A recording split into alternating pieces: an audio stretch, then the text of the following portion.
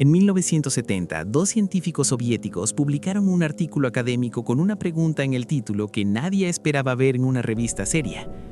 ¿Es la Luna la creación de seres inteligentes? No eran aficionados, no eran blogueros de conspiración escribiendo desde un sótano. Michael Bassing era investigador de la Academia de Ciencias de la Unión Soviética. Alexander Shcherbakov era geólogo con décadas de trabajo de campo.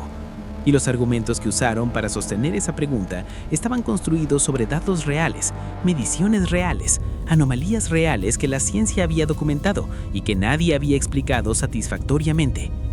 55 años después, algunos de esos argumentos siguen sin respuesta completa. Eso no significa que la teoría sea correcta. Probablemente no lo es. Pero significa que la conversación que abrieron en 1970 nunca se cerró del todo. Y entender por qué es entender algo fascinante sobre cómo funciona la ciencia cuando se encuentra con datos que no encajan limpiamente en ningún modelo existente. Hoy vas a conocer los 5 argumentos que usaron para proponer que la Luna podría ser una estructura construida. Vas a escuchar qué responde la ciencia a cada uno, y al final vas a poder decidir tú mismo qué hacer con todo eso. Pero primero hay que entender el contexto en que esta teoría apareció, porque el momento importa más de lo que parece. Era 1970. La Guerra Fría estaba en su punto más tenso. Estados Unidos acababa de llegar a la Luna el año anterior. La carrera espacial había convertido la ciencia en un campo de batalla ideológico donde cada descubrimiento tenía implicaciones políticas que iban mucho más allá del laboratorio. Y en ese ambiente cargado, dos científicos soviéticos publicaron algo que en cualquier otra época habría sido descartado en segundos. El argumento central de Bassing y Shcherbakov era este: la Luna tiene demasiadas anomalías acumuladas para ser un objeto completamente natural. Ninguna de las teorías científicas existentes sobre su origen lograba explicar todos los datos disponibles al mismo tiempo. Y la hipótesis que según ellos requería menos suposiciones adicionales para explicar el conjunto completo de anomalías era que la Luna fue construida intencionalmente por una civilización tecnológicamente avanzada y colocada en órbita alrededor de la Tierra. La llamaron la Carabela del Universo, una nave espacial de dimensiones planetarias, hueca por dentro, recubierta de roca y polvo para parecer un objeto natural, una especie de arca interestelar que habría transportado a una civilización completa a través del espacio durante millones de años. La teoría fue marginada casi de inmediato. El clima político y científico no tenía espacio para ideas que sonaran a delirio, sin importar quién las firmara. Pero los datos sobre los que se construyó nunca desaparecieron, y tampoco las preguntas que generaron. Vamos argumento por argumento, sin descartar nada antes de escucharlo completo. El primero es el más perturbador si lo escuchas con atención. En noviembre de 1969, durante la misión Apolo 12, los astronautas dejaron caer intencionalmente el módulo lunar ascendente sobre la superficie después de usarlo. Era un experimento sísmico diseñado para estudiar el interior del satélite.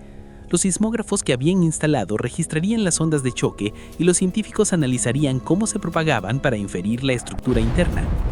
Lo que registraron los dejó sin una explicación inmediata. La Luna vibró por más de una hora. Las ondas sísmicas no se disiparon rápidamente como lo hacen en un cuerpo sólido y denso. Se propagaron y continuaron de una manera que varios científicos de la NASA describieron, en sus propias palabras, como que la Luna sonó como una campana gigante. Esa frase la usaron ellos, no los conspiranoicos. Cuando el módulo de servicio dañado del Apolo 13 cayó sobre la Luna, el impacto hizo vibrar al satélite durante más de 3 horas. Una esfera sólida de roca no resuena así. Físicamente no puede hacerlo. Una esfera con un interior hueco o de densidad significativamente menor que la exterior, sí. ¿Qué dice la ciencia? Que la Luna es extremadamente seca comparada con la Tierra, y que esa ausencia de agua en la roca hace que las ondas sísmicas se propaguen de forma diferente y duren más. Es una explicación coherente, pero los modelos numéricos no reproducen perfectamente la duración observada en todos los casos. El dato está ahí y la explicación sigue siendo parcial. El segundo argumento tiene que ver con los cráteres. La Luna ha recibido miles de impactos meteoríticos a lo largo de su historia. Algunos de esos meteoritos eran objetos de dimensiones enormes, y sin embargo los cráteres que dejaron son sospechosamente poco profundos en relación a su diámetro. El físico ruso Kirill Stanyukhovich hizo los cálculos. Un meteorito del tamaño necesario para crear un cráter de 150 kilómetros de diámetro debería excavar un hoyo de al menos 50 kilómetros de profundidad, considerando la energía cinética involucrada.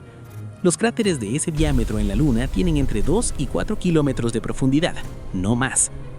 Es como si algo debajo de la superficie estuviera resistiendo la penetración, como si hubiera una capa interna extremadamente dura que absorbe el impacto y limita la profundidad de excavación independientemente del tamaño del objeto que golpea.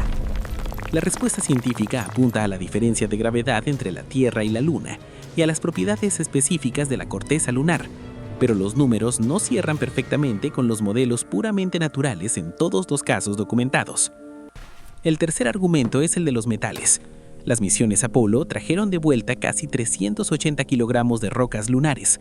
Cuando los geólogos las analizaron, encontraron algo que no esperaban en inmensas proporciones: concentraciones inusualmente altas de metales refractarios: titanio, cromo, circonio, berilio. Estos no son metales comunes, son materiales con propiedades muy específicas: resistencia extrema al calor, a la corrosión y al impacto mecánico. Son exactamente los materiales que un ingeniero elegiría si tuviera que construir un casco capaz de sobrevivir miles de millones de años de exposición al espacio profundo, los rayos cósmicos y el bombardeo continuo de micrometeoritos.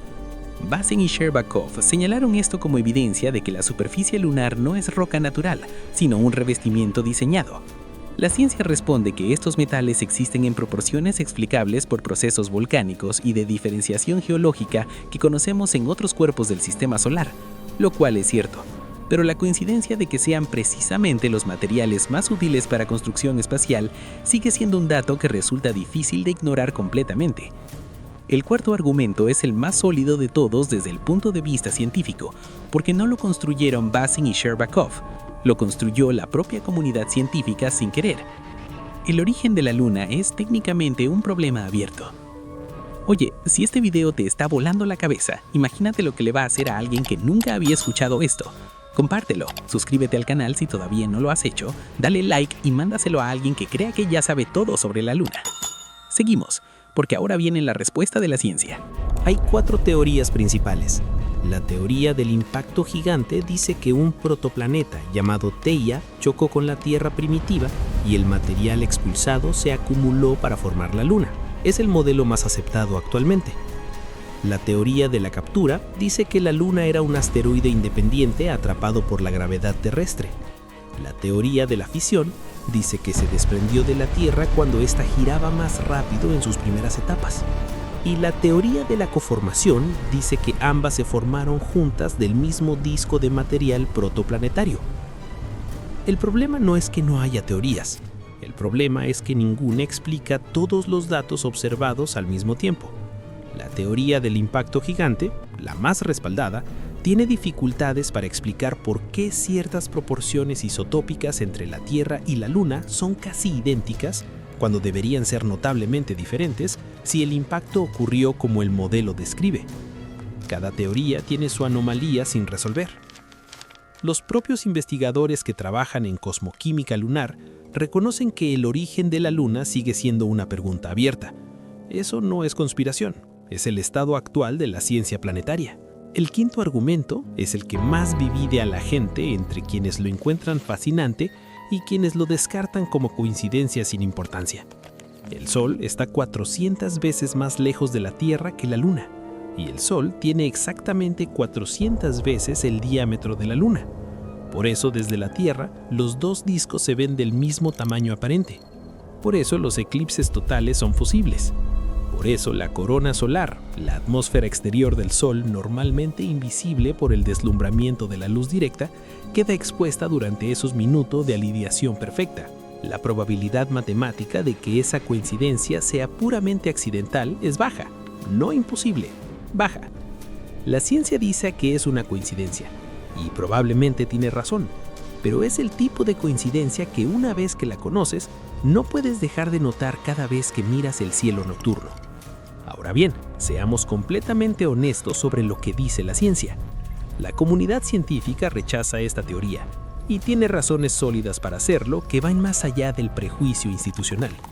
Los datos sísmicos modernos, acumulados por décadas de instrumentación lunar, incluyendo los sismómetros instalados por las propias misiones Apolo, muestran un interior que no es hueco.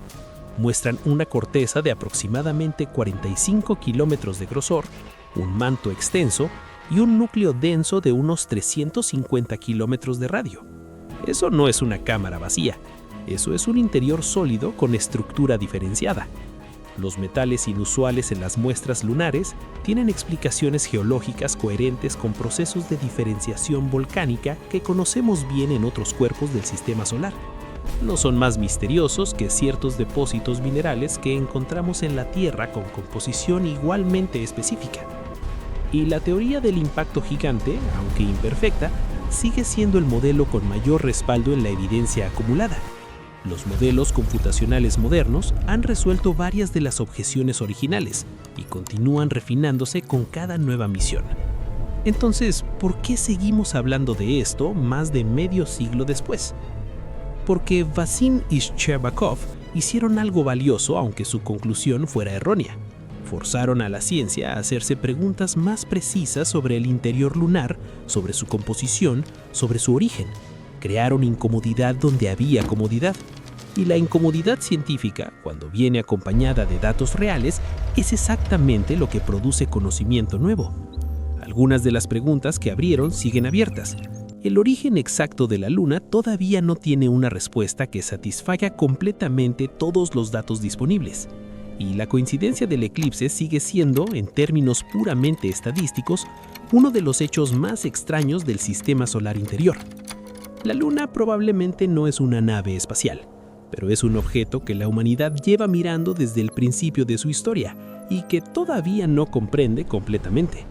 Y esa combinación, algo tan familiar y al mismo tiempo tan lleno de preguntas sin respuesta, es lo que hace que una teoría publicada en 1970 siga generando conversación hoy. Las mejores preguntas son las que no tienen respuesta fácil, y la pregunta de por qué la Luna existe exactamente donde existe, exactamente como existe, con exactamente las propiedades que tiene, sigue siendo una de las más fascinantes que alguien haya tenido el valor de formular en voz alta.